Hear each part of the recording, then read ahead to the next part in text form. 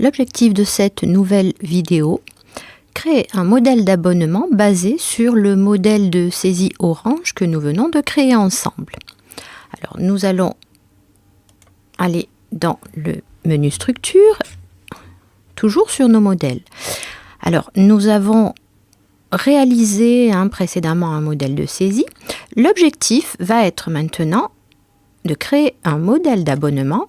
Alors, un modèle d'abonnement va permettre de générer des écritures récurrentes, des écritures qui reviennent à l'identique tous les mois.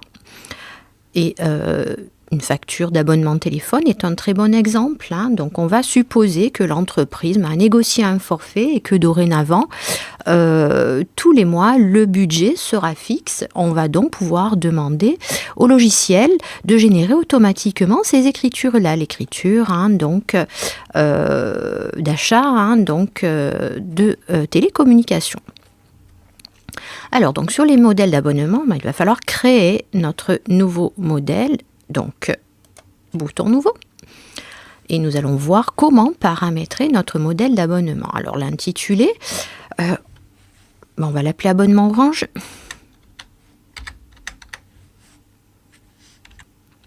Code journal. Il s'agit du journal des achats. On peut mettre une référence.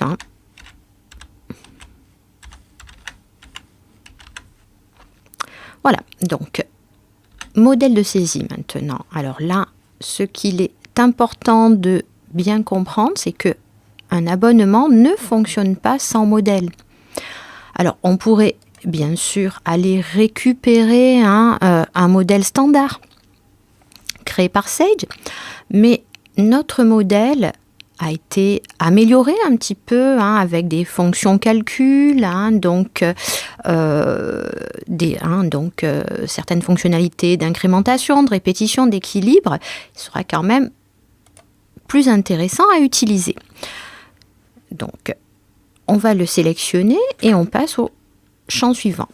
Alors, les paramètres maintenant du modèle d'abonnement. Alors, on peut mettre une date de début. Alors, par exemple, le début de l'année N. Et je peux paramétrer mon modèle sur une durée allant jusqu'à 36 mois. Donc là, je vais le faire pour l'année, mais je pourrais tout à fait le faire sur 3 exercices.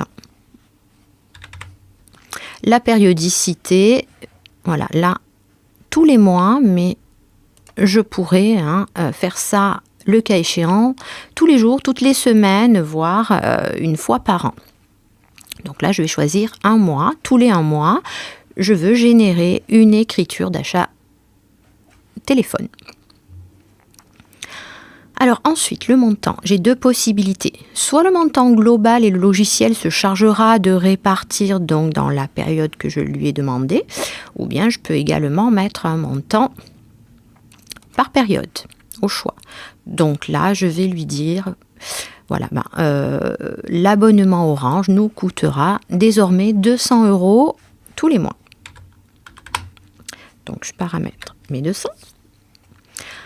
Reste maintenant à lui demander d'étaler donc sur la période que j'ai déterminée ces montants-là. Ce que je vais faire avec répartir.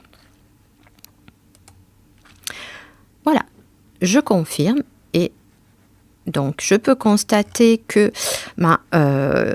au début, au premier de chaque mois de la période que j'ai paramétrée, le logiciel affecte donc un montant de 200 €.